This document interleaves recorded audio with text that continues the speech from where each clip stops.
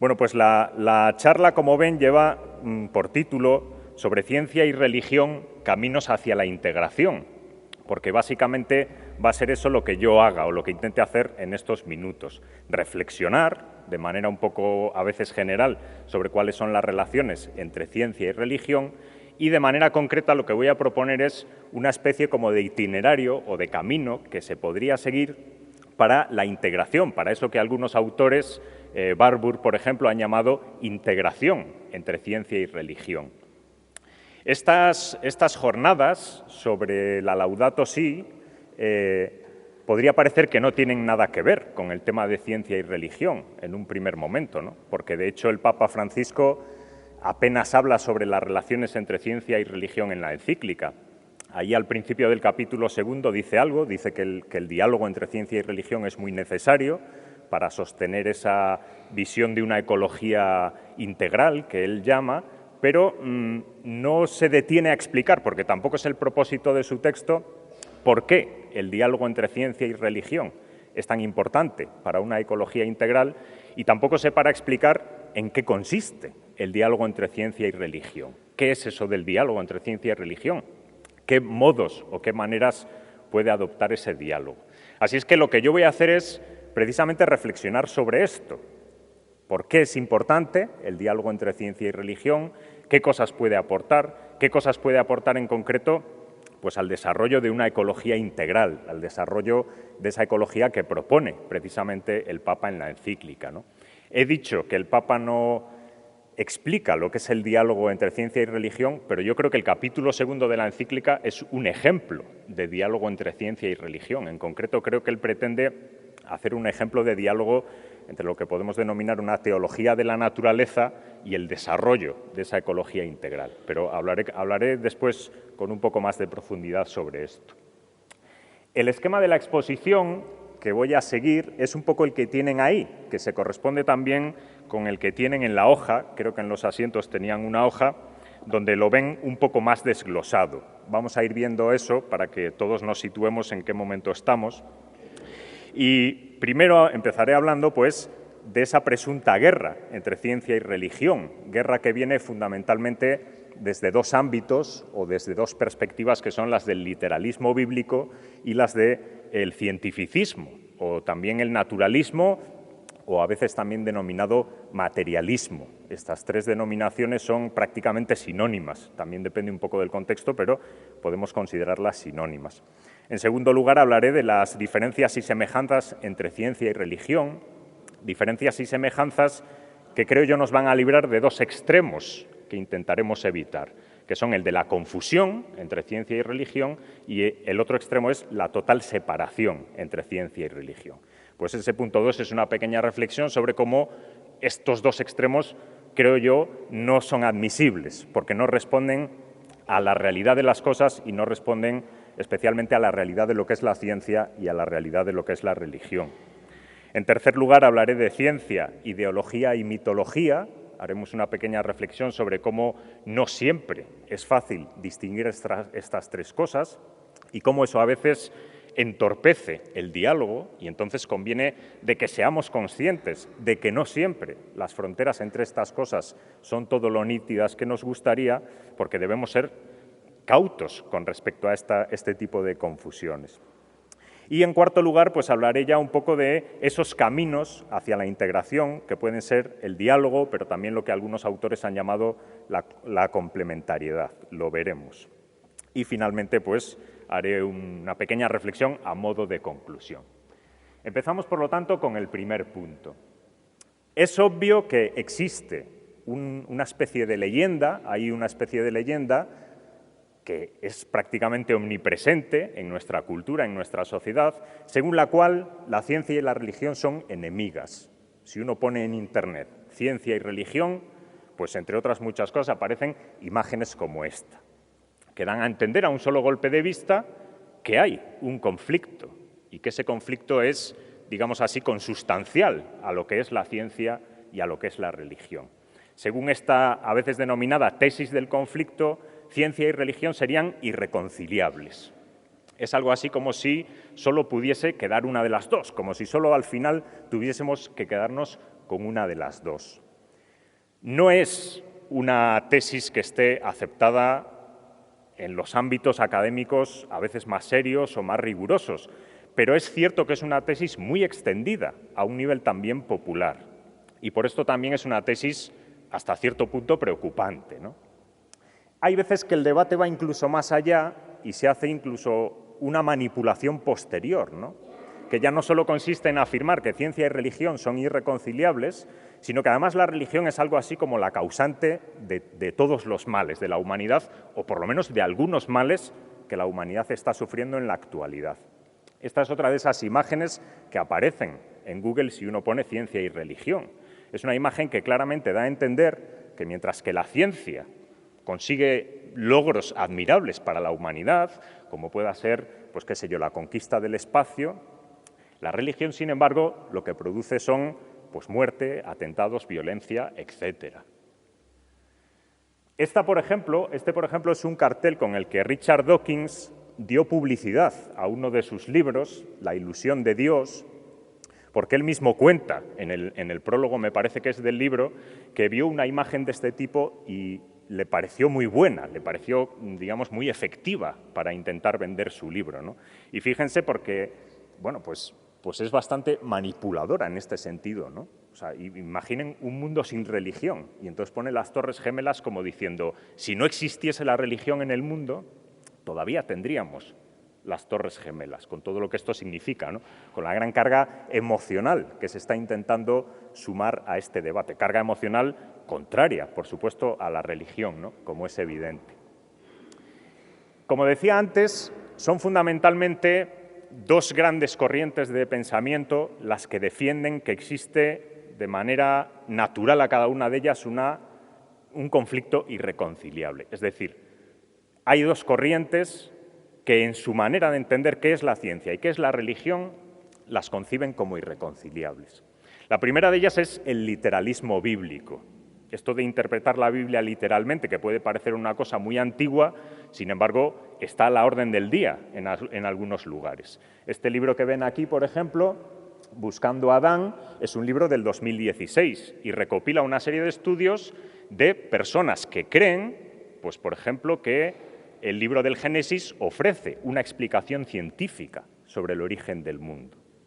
Y entonces estas personas defienden que el ser humano y los dinosaurios fueron creados en el mismo día por Dios e interpretan el registro fósil en este sentido, diciendo, ¿no? Los dinosaurios y los seres humanos convivieron porque Dios dice el libro del Génesis, que Dios los creó en el mismo día.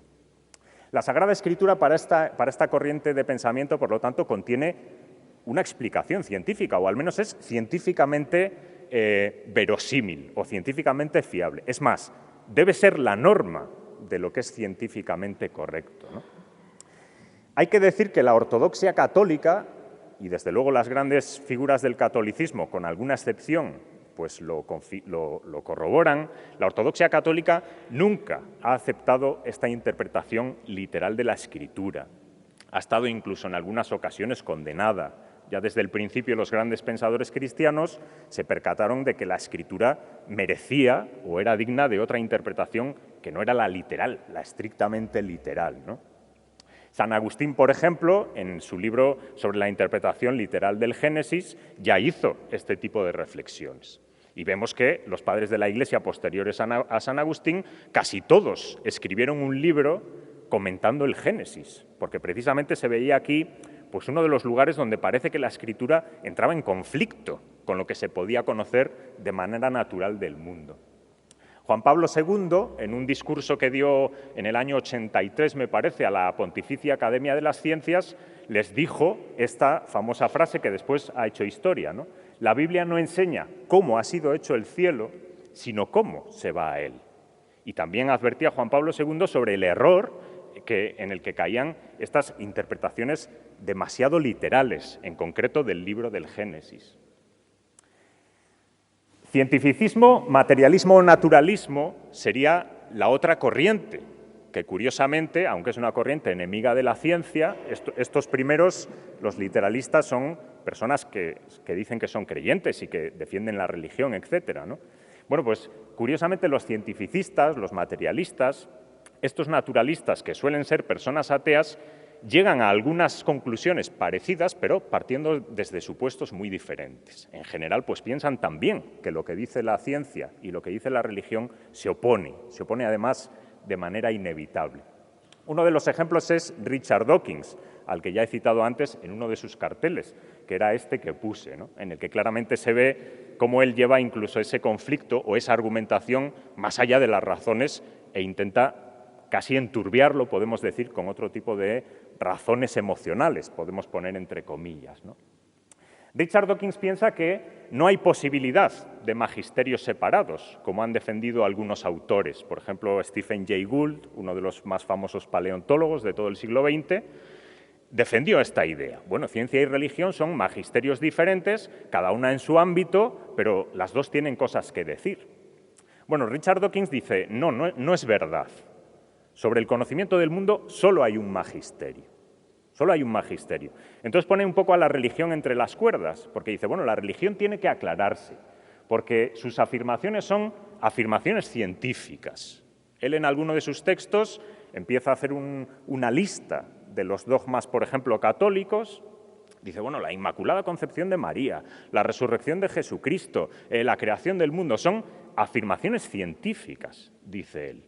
Y por lo tanto deben ser examinadas y deben ser criticadas, dice él, con la misma incredulidad que el resto de las afirmaciones científicas.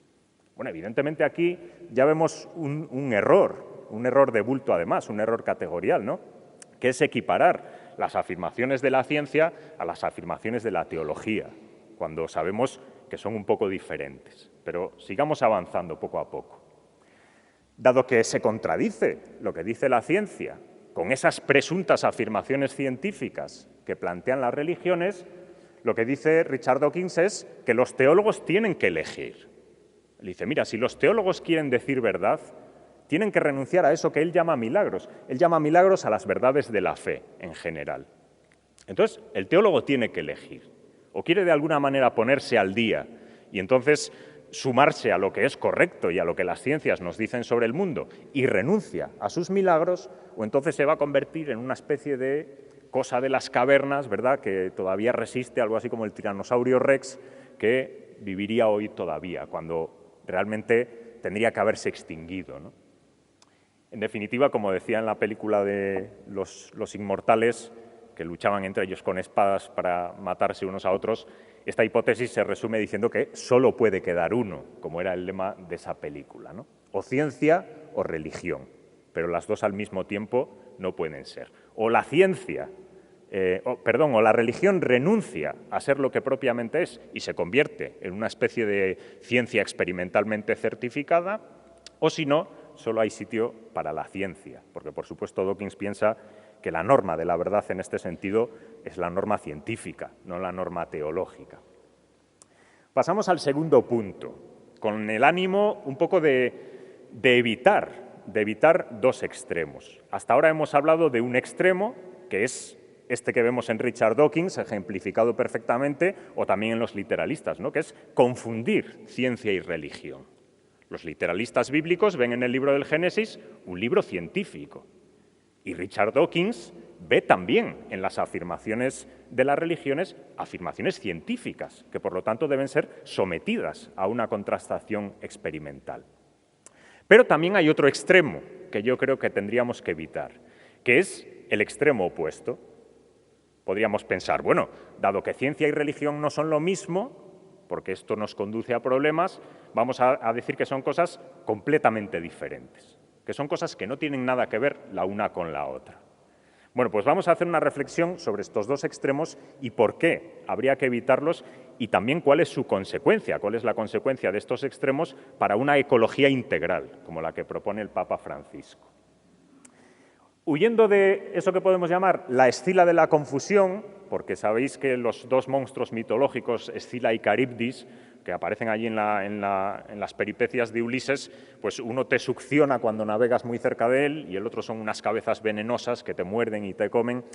Estos dos extremos, lo de confundir y separar totalmente, yo creo que son como esta Escila y esta Caribdis, estos monstruos mitológicos, entre los cuales tendría que continuar nuestra navegación. Son extremos que hay que evitar.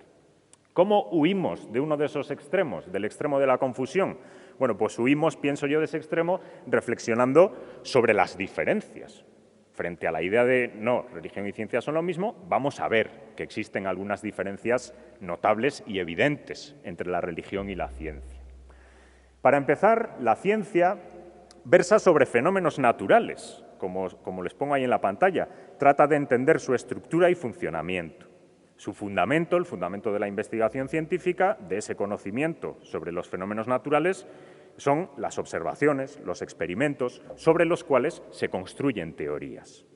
La religión, sin embargo, trata del acercamiento del hombre al misterio de lo divino, o al revés, del acercamiento de Dios al hombre, de Dios que se acerca al hombre. Y además, mediante una búsqueda de sentido, mediante creencias, rituales, la oración, etc. Las religiones y la ciencia, en principio, se diferencian por esto tan obvio.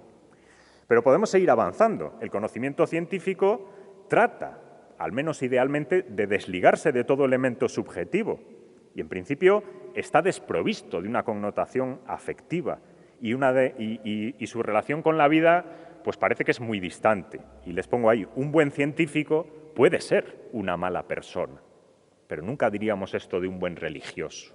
Un buen religioso no puede ser una mala persona.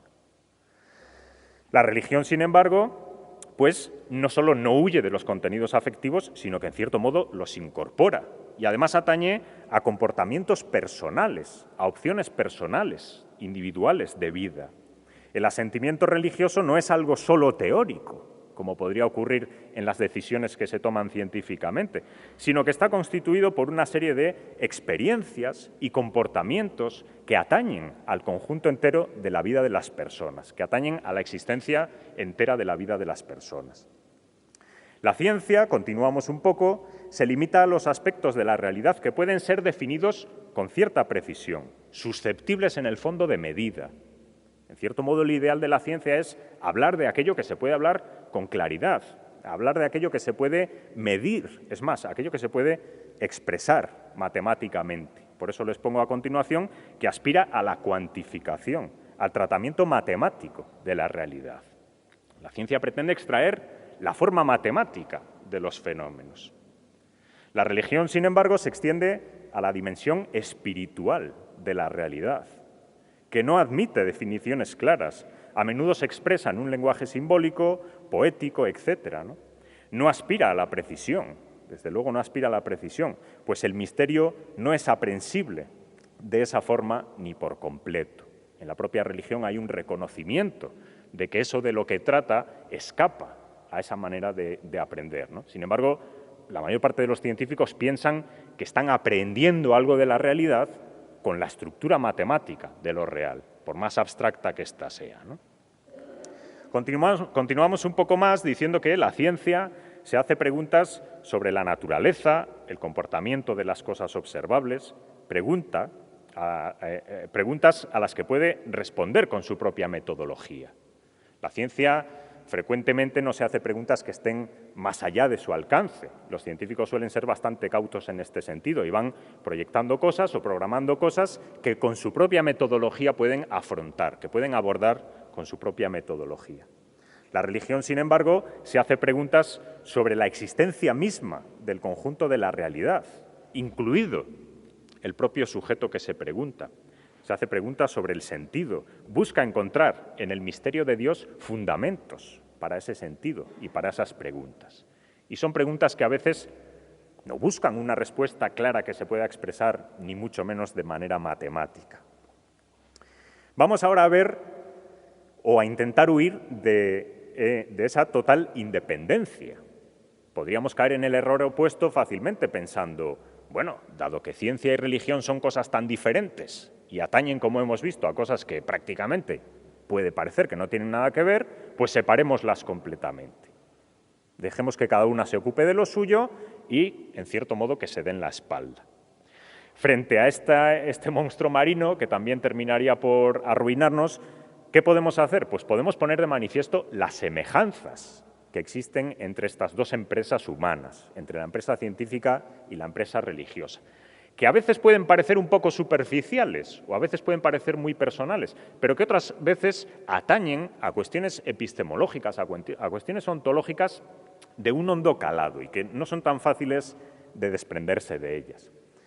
En primer lugar, podemos decir que en la ciencia hay un elemento aceptado o supuesto, como también lo hay en la religión. Lo que pasa es que son distintos. La ciencia acepta o supone la existencia de un mundo exterior, observable, cognoscible racionalmente. Ningún científico intenta demostrar estas cosas, las da por supuestas. Además, el científico cree que se accede a esa realidad a través de experimentos y observaciones que son guiadas por teorías. El científico lo supone, no lo muestra en ningún momento. El hombre religioso, el creyente, también supone la existencia del misterio de Dios. Y supone también que hay un modo de acceder o de acercarse a ese misterio, que es mediante la experiencia religiosa, la experiencia, en definitiva, de la fe.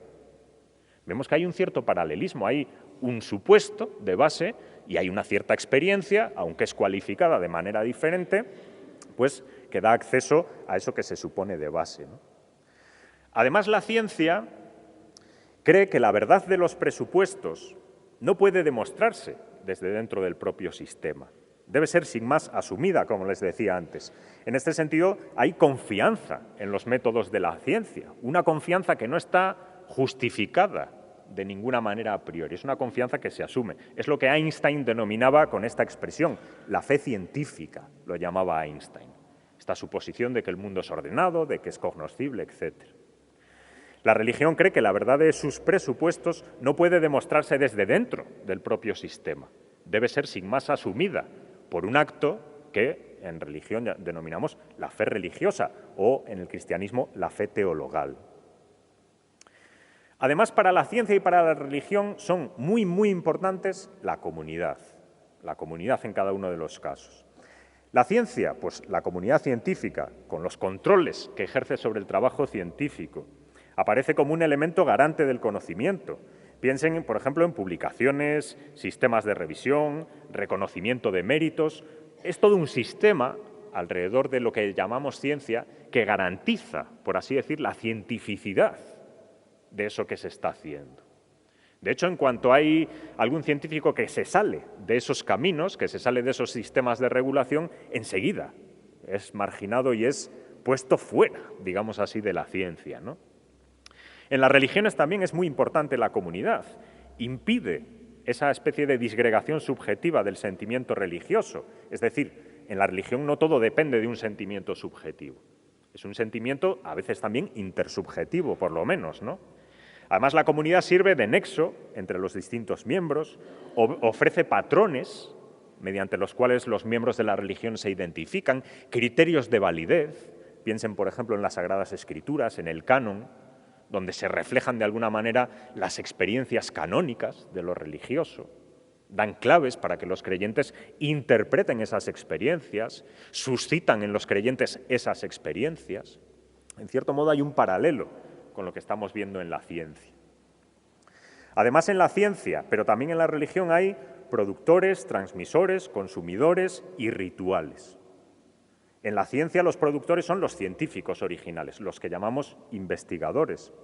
Los transmisores serían los profesores, los consumidores serían los técnicos y la gente en general que consume los productos de la ciencia, pero también hay rituales. Si uno va a un congreso científico, bueno, no me atrevo a decir que es casi tan ritual como una Eucaristía, pero también tiene su ritual. También tiene sus normas a veces no escritas, reuniones científicas, reuniones en los laboratorios. A veces estas reuniones se envuelven de una especie de ritual que en algunos casos es incluso internacional, compartido por toda la comunidad científica. Y es curioso porque si uno va a esas reuniones, también se habla sobre cómo algunos científicos se saltan esos rituales. Mira, no sé qué matemático excéntrico que hay en Rusia nunca va a los congresos internacionales sobre matemáticos. Y cuando aparece sin corbata, todo despeinado, está transgrediendo el ritual que hay también marcado para la ciencia. En el caso de la religión, los productores de la religión, podemos decir entre muchas comillas, son los fundadores, los escritores de los textos canónicos y sagrados. También hay transmisores, que serían pues, los sacerdotes, los predicadores, en general todas las personas que transmiten esa creencia, maestros. También hay consumidores, entre comillas, que serían los fieles, y desde luego hay rituales, hay una liturgia, hay todo un sistema ritual pues, muy antiguo, muy bien pensado, etcétera, ¿no? Como les decía, algunos de estos paralelismos son muy externos, casi desde una perspectiva, no sé si sociológica, desde fuera, pero yo creo que son significativos porque nos ponen sobre la pista de que ciencia y religión son dos actividades humanas que a veces comparten cosas, que a veces comparten maneras de obrar, ¿no? Aunque a la postre sean muy diferentes. Pero además hay otras razones por las que podemos huir de esa total independencia, de esa tesis de la total independencia. Y yo les voy a hablar aquí de algunas. Primero, pues es obvio, a veces la ciencia y la religión hacen afirmaciones sobre el mismo objeto. Caso paradigmático, el libro del Génesis y las teorías cosmológicas. Desde la antigüedad, los cristianos vienen escribiendo libros sobre la interpretación del Génesis. También hay libros sobre la interpretación de otros textos de la Escritura, pero es curioso que precisamente el Génesis, el comentario al libro del Génesis, se repite desde la antigüedad, desde los orígenes del cristianismo. ¿Por qué? Pues porque quizá es uno de los libros donde más evidentemente se hacen afirmaciones sobre el mundo, sobre el ser del mundo, sobre su existencia. Claro, hay disciplinas científicas en la antigüedad y en la actualidad, como la cosmología, que también hacen afirmaciones sobre el mundo. Luego tendremos que ver que efectivamente las hacen en sentidos diferentes, pero en principio son afirmaciones sobre el mismo objeto, el universo. Imaginemos que tenemos un objeto que es el universo, bueno, los teólogos están afirmando algo sobre el universo y los científicos también están afirmando algo sobre el universo. A veces, ciencia y religión comparten el mismo objeto. Piensen en el ser humano. La ciencia, especialmente en nuestros días, en sus formas más divulgativas, está constantemente haciendo afirmaciones sobre el ser humano, sobre qué es el ser humano, si su vida tiene o no sentido, de dónde viene, a dónde va, los científicos y también los religiosos. Entonces parece que hay veces que confluyen, y de hecho históricamente ha sido así. Ciencia y religión frecuentemente han confluido en el mismo objeto, o se han visto afirmando cosas sobre lo mismo. Pero es que además, si cayésemos en la radical separación, caeríamos en algo así como una especie de esquizofrenia cognitiva, que no solo atañe a los sujetos, sino que atañe al conjunto del saber. Pensemos en un científico creyente. Si ciencia y religión no tuviesen absolutamente nada que ver, y la ciencia, y desde luego, con toda seguridad la religión, atañe a todo lo que es la persona, parece que ahí surge un problema, porque ¿vale? Si la religión atañe a todo lo que somos, razón, conciencia, sentimientos, comportamiento, voluntad, si la religión atañe a todo lo que somos, ¿qué pasa? Que hay una isla en la que la religión no entra, que es la isla de la razón o la isla de las ciencias naturales. Esto parece generar una especie de esquizofrenia, ¿no? ¿Qué pasa? Que el científico, quizá es fácil comprender, ¿no? Que el científico cuando entra al laboratorio, entre comillas, deja a su Dios fuera. Quizá esto no resulta fácil de entender. Pero es que cuando el creyente entra en la iglesia, deja a su razón fuera. Como decía Chesterton, cuando entramos en la iglesia nos quitamos el sombrero, no la cabeza. Parece que aquí hay un problema cognitivo. Si además caemos en el error de separar completamente ciencia y religión, podemos preguntarnos, ¿qué relevancia tiene la religión en una sociedad como la nuestra que está tecnocientíficamente constituida? ¿De qué podemos hablar los creyentes en el mundo si el mundo es un mundo tecnocientífico? Parece que estamos condenados entonces a convertir la religión en algo, no sé, que hacemos en privado y que no tiene mucho que ver con los caminos por los que discurre la razón, por así decir, a un nivel social, ¿no? Parece que se genera una fractura demasiado honda, difícil por lo menos para mí de asumir, entre el mundo de la religión y el mundo de la ciencia. Además está el problema del realismo que es un problema serio, tanto para los científicos como para los religiosos. Es cierto, y yo lo creo, que la ciencia y la religión hacen afirmaciones, a veces sobre el mismo objeto, como he dicho antes, sobre el ser humano, sobre el mundo, hacen afirmaciones en sentidos diferentes. Pero las dos, ciencia y religión, tienen pretensión de decir verdad. sobre los objetos sobre los que están afirmando algo. Si nosotros separamos completamente ciencia y religión, podemos cuestionar si en efecto las pretensiones de la ciencia o las de la religión pueden ser pretensiones de veracidad, pueden ser pretensiones de verdad. Porque volvemos a esa especie de dualidad. Bueno, si es verdad lo que dice sobre el mundo el Génesis, ¿cómo va a ser verdad también lo que dice la ciencia? Y viceversa. Parece que surge aquí este problema, ¿no? Entonces, parece que tendemos, y así ha ocurrido a veces en el mundo creyente, a suavizar las afirmaciones religiosas. Bueno, sí, la teología dice esto, pero no con mucha pretensión de verdad. Yo creo que la teología tiene pretensión de verdad.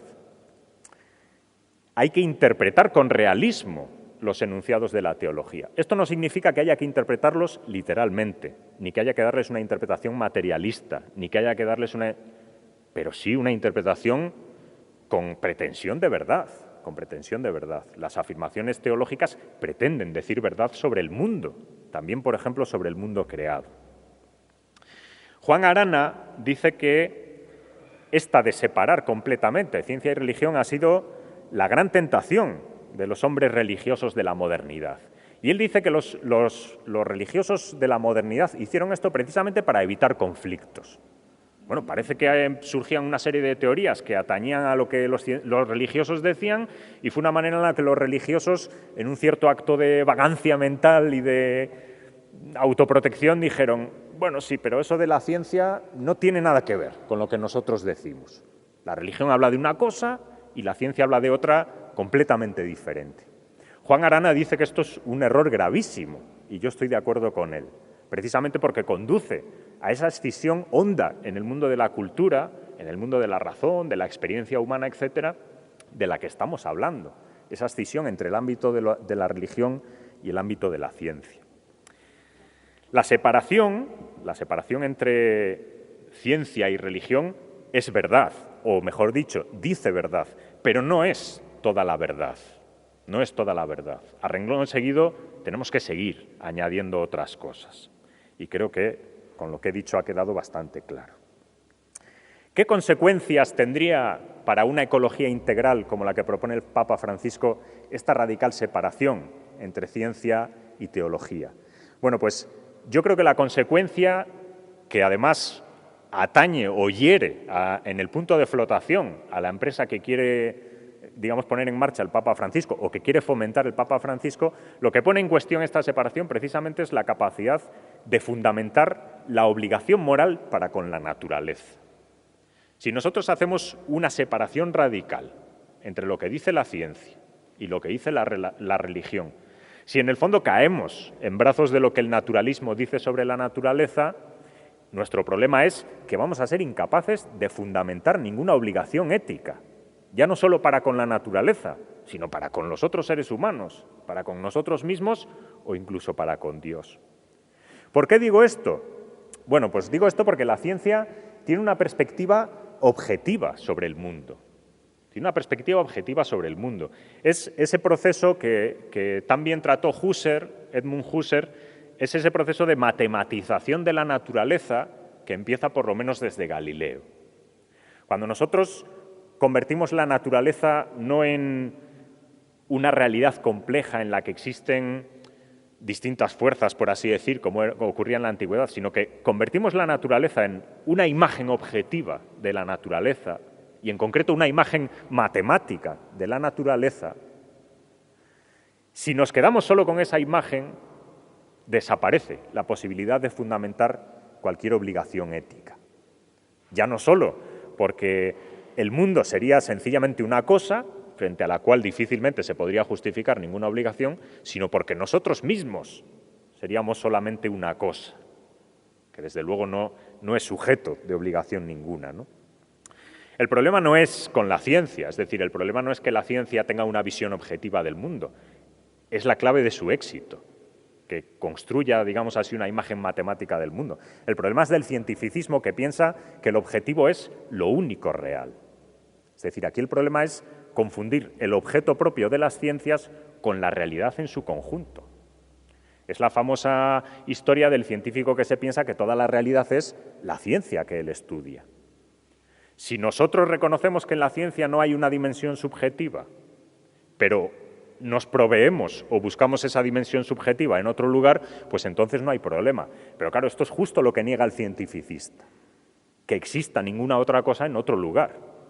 Por eso dice, bueno, hay que quedarse con la imagen que nos da la ciencia del mundo. Y esa imagen es una imagen objetiva, que está planteada en términos objetivos, en términos matemáticos. El creyente puede cometer el mismo error, pero por otro camino, porque puede intentar relegar a Dios al ámbito puramente subjetivo, al ámbito de la conciencia. Decimos, bueno, como nuestras afirmaciones religiosas sobre el mundo plantean problemas, plantean ocasiones en las que parece que se confrontan con lo que dice la ciencia, pues nos quedamos con un Dios, digamos así, moral y asunto resuelto.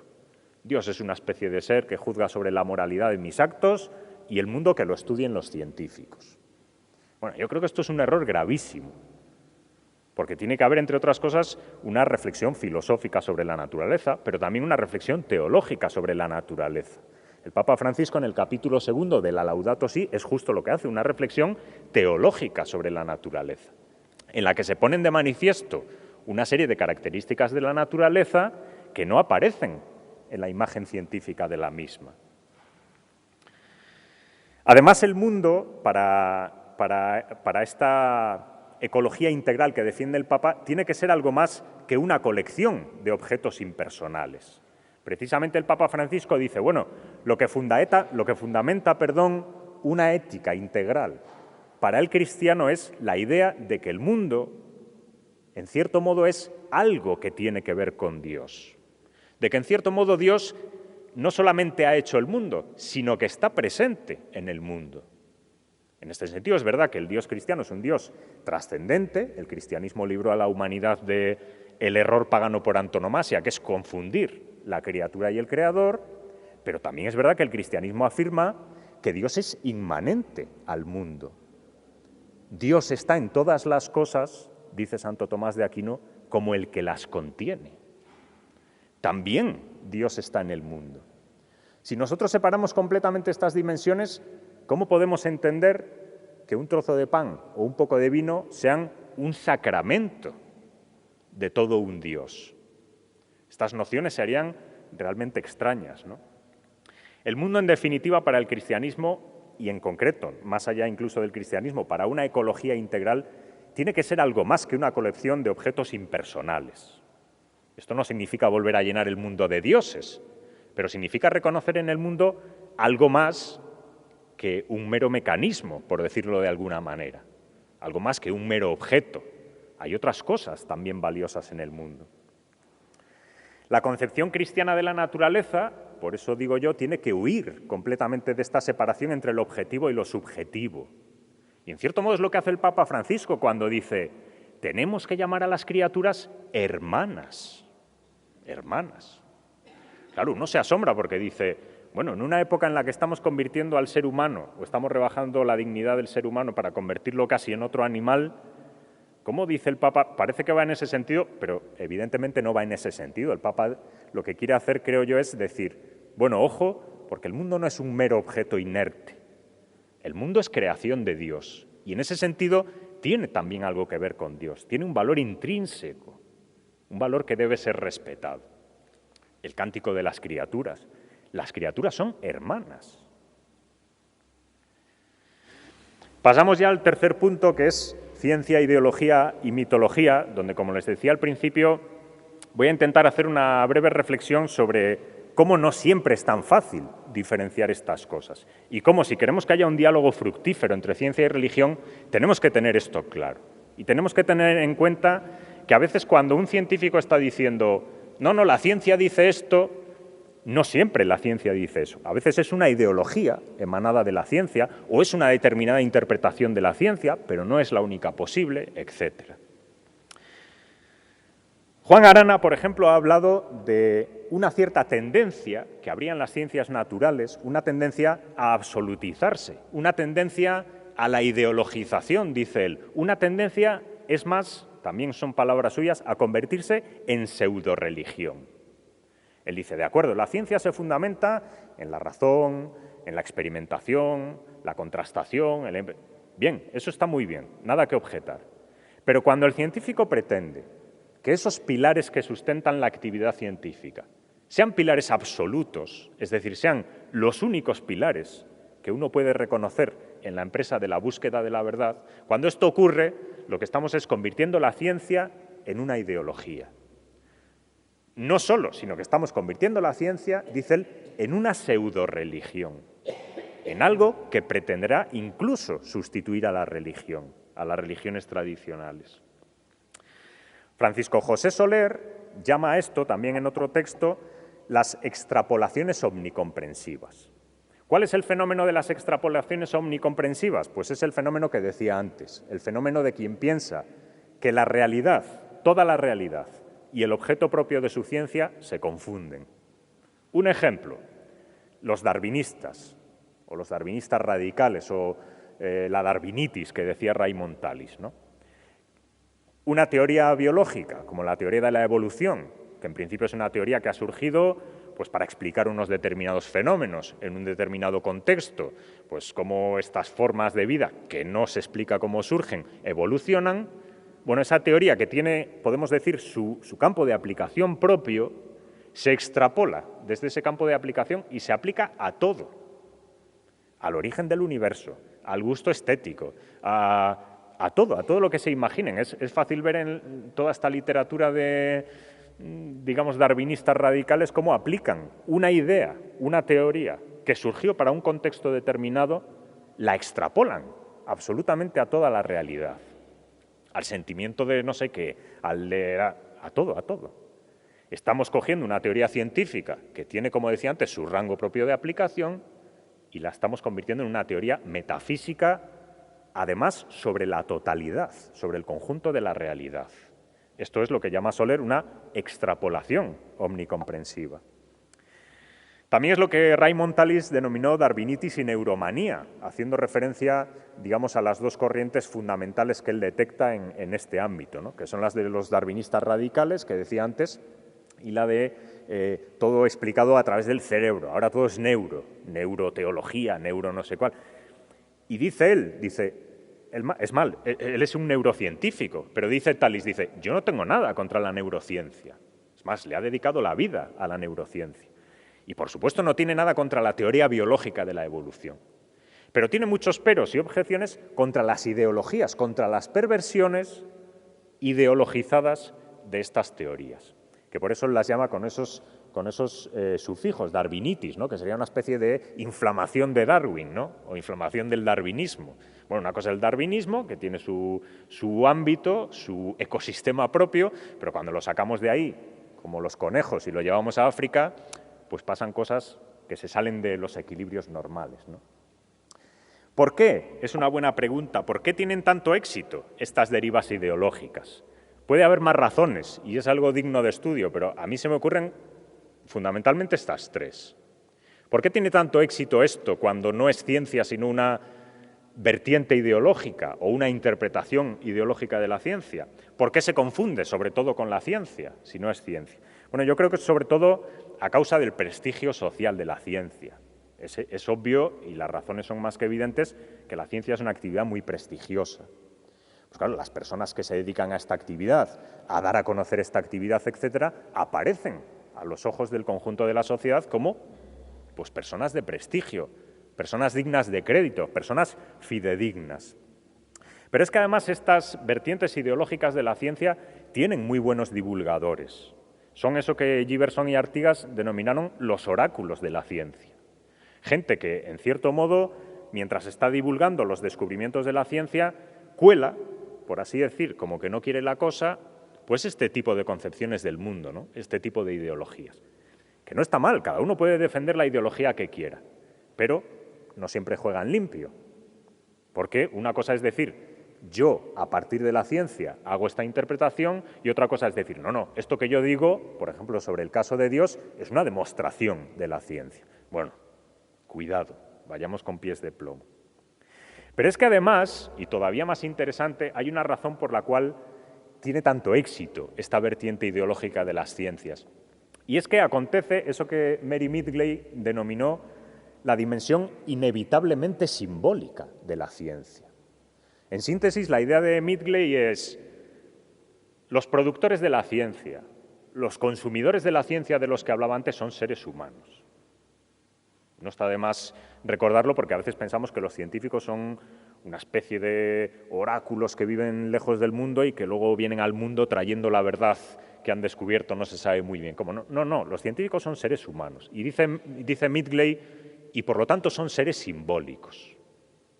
La producción de la ciencia no está exenta de ese mundo simbólico en el que también viven los científicos. Es más, el consumo de la ciencia, la divulgación de la ciencia, no está exenta de esa dimensión simbólica. Y esto se ve de manera evidente en los divulgadores de los que hablaba antes. Cuando, qué sé yo, un Stephen Weinberg o un Edward Wilson o el propio Richard Dawkins, cuando hablan de la ciencia y entonces de repente llegan a conclusiones sobre la realidad en su conjunto, sobre el ser humano, etcétera, en cierto modo están explotando esa dimensión simbólica.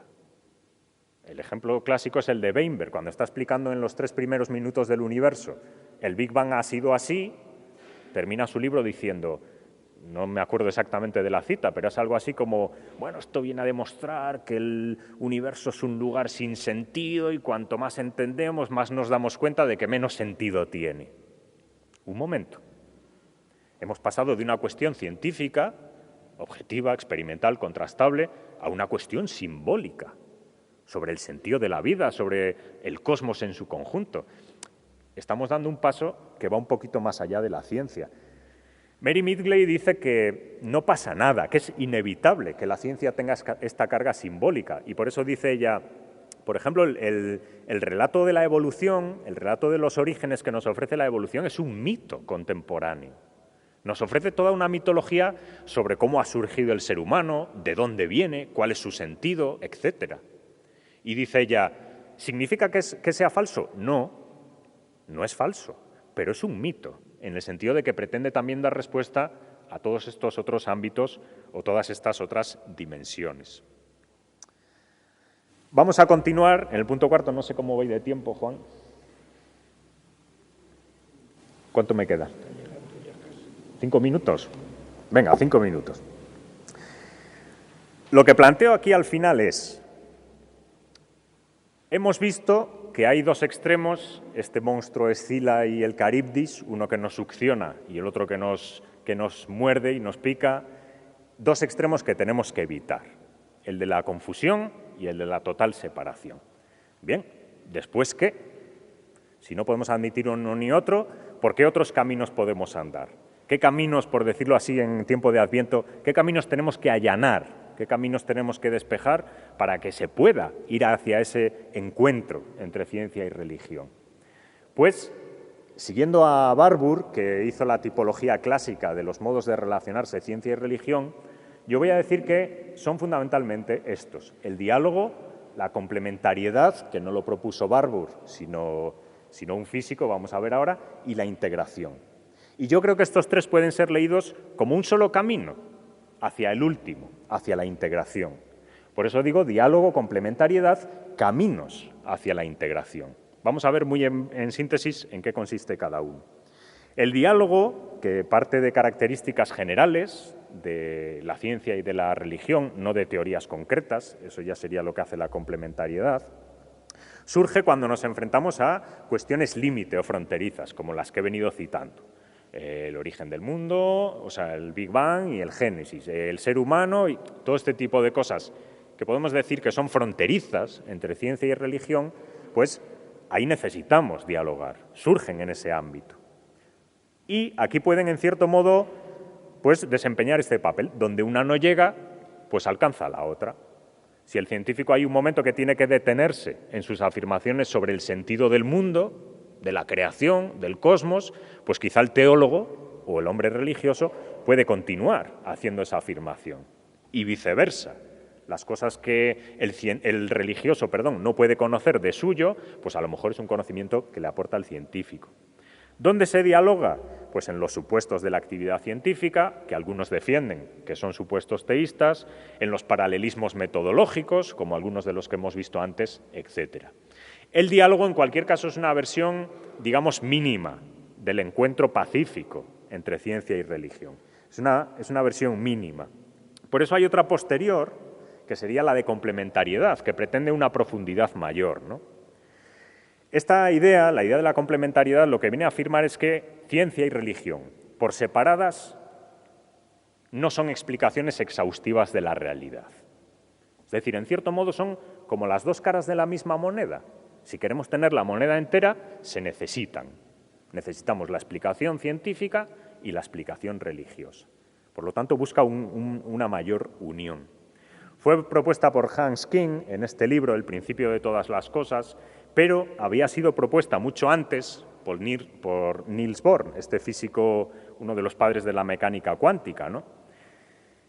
Cuenta Heisenberg que en unos diálogos con él se lo dijo. Él no lo dejó escrito, pero él sí dejó escrito su principio de complementariedad, que, como sabéis, él aplicaba a la dualidad onda-corpúsculo.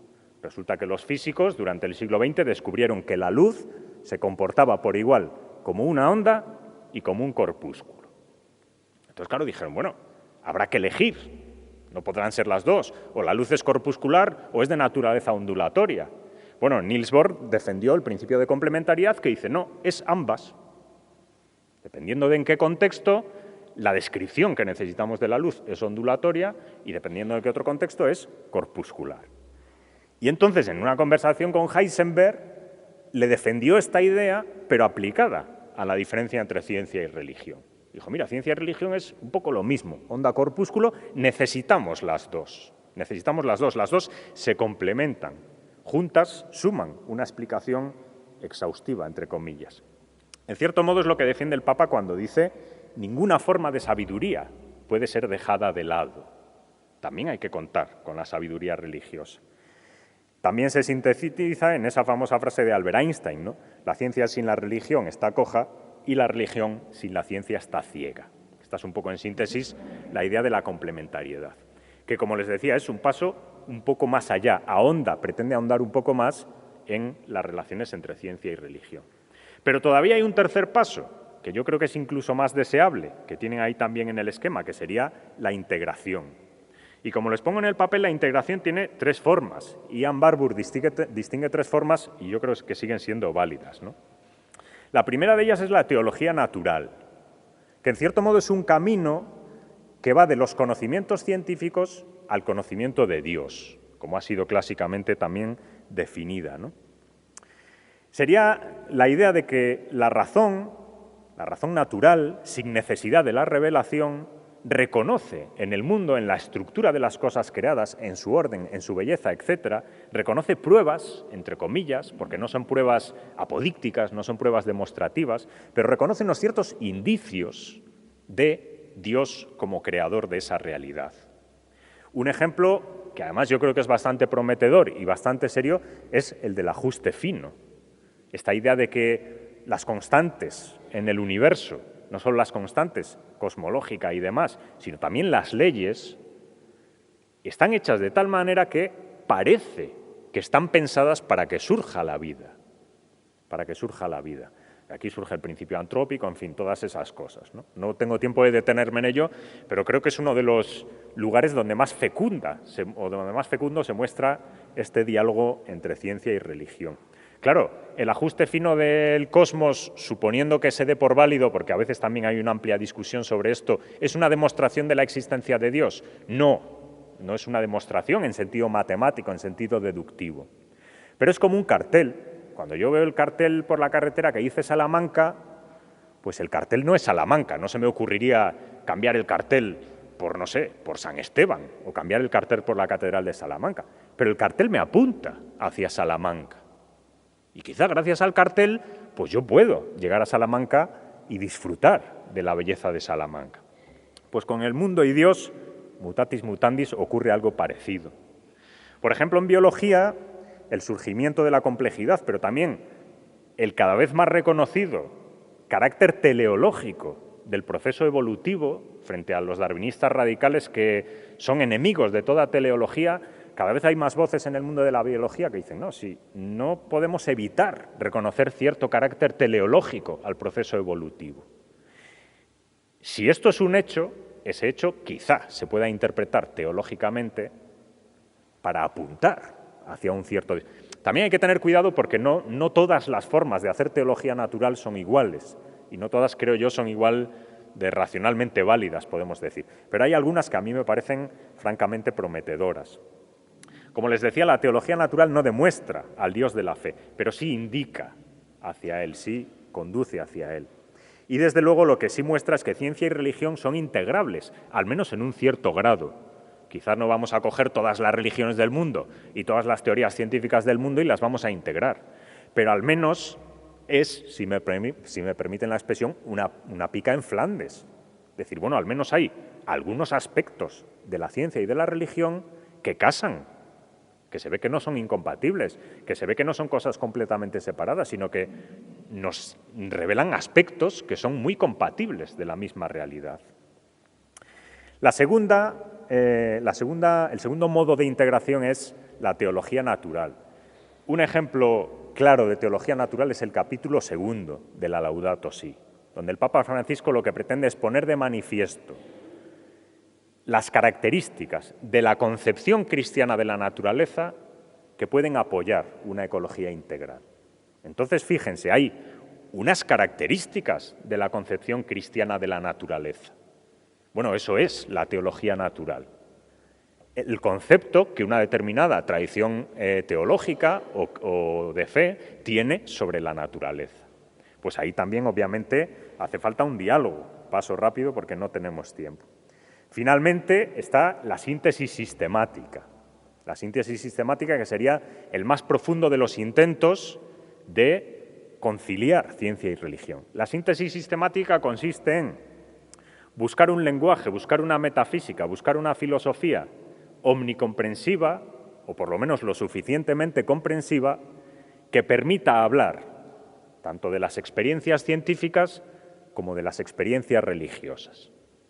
Si nosotros encontramos una metafísica, como en su día hizo Santo Tomás de Aquino, por ejemplo, para hablar de la religión de su tiempo y de la ciencia de su tiempo, pues podemos mostrar de manera más fácil que son compatibles, como hizo Santo Tomás de Aquino. El propio Barbour pone de ejemplo la síntesis tomista, ¿no? ¿Qué dificultades presenta esta empresa? Hay muchísimas, pero a mí se me ocurren estas. La primera dificultad es que no tenemos una imagen científica unificada del mundo, a diferencia de lo que pasaba en la época de Santo Tomás, donde esa imagen científica del mundo era la imagen aristotélica. Era, digamos, todo un sistema de concepción de la naturaleza más o menos coherente que proporcionaba, por así decir, una de las partes del diálogo. Nosotros no tenemos eso. Las distintas ciencias a veces nos proporcionan perspectivas muy diferentes sobre el mundo natural. La física, la biología, diferentes teorías dentro de la propia física, no se sabe muy bien cómo encajan entre ellas. Es una primera dificultad. Si tenemos que poner de acuerdo ciencia y religión, podemos pensar que la religión es más o menos coherente si hablamos de una determinada tradición, que tampoco es así. Pero, ¿y ciencia cuál es? ¿La física, la biología? Son muchas, parece que es algo más diseminado que entonces, ¿no? Pero es que además tampoco tenemos una descripción metafísica del mundo que case bien con la ciencia. Hay una gran discusión, y es un tema ahora mismo de investigación muy actual, que es, según lo que la ciencia nos dice del mundo, ¿cuál es la metafísica que hay detrás? Es decir, ¿qué metafísica da cuenta de lo que la ciencia nos enseña sobre la realidad? Tampoco es nada evidente. Por ejemplo, hay muchos filósofos que están ahora mismo investigando qué se supone que dice la teoría cuántica sobre la realidad. Según la mecánica cuántica, ¿cómo se supone que es el mundo? ¿Cuál es la metafísica que podría dar cuenta de esto? Bueno, hay investigaciones muy interesantes en este sentido, pero no tenemos, a diferencia de lo que pasaba en la época de Santo Tomás, una metafísica, que fue la que él construyó. Claro, ahí está su gran mérito, ¿no? Es decir, bueno, yo elaboro esta metafísica que me sirve para englobar estos dos elementos. Pero hoy día no la tenemos, al menos de momento no la tenemos. Más aún, aun cuando tuviésemos una imagen científica unificada, aun cuando tuviésemos una metafísica que pudiese ser coherente con lo que la ciencia enseña sobre el mundo, casa con la que ofrece la teología. Tendríamos entonces una metafísica que casaría con lo que dicen las religiones. Aquí está otro de los ejes del problema. Bueno, todo esto parece que sea una empresa, no sé, poco menos que imposible, ¿no? O muy difícil, pero desde mi punto de vista es la intelectualmente más satisfactoria, en la medida en que sería más unificante o tendería más a la comprensión o tendería más, si quieren, a la búsqueda de la verdad. Yo me conformaría, y también hay algunos ejemplos de ello, no con sintetizar los sistemas completos, a lo mejor a la manera de Santo Tomás, ¿no? Cosa que parece hoy día muy difícil de abarcar. Pero yo sí me conformaría con puentes, pues algunos puentes entre determinadas concepciones religiosas y determinadas teorías científicas. Se puede empezar por los ladrillos, podemos empezar por lo pequeño, como decía también Santo Tomás, y quizá ir pues poco a poco discurriendo hacia el mar, ¿no?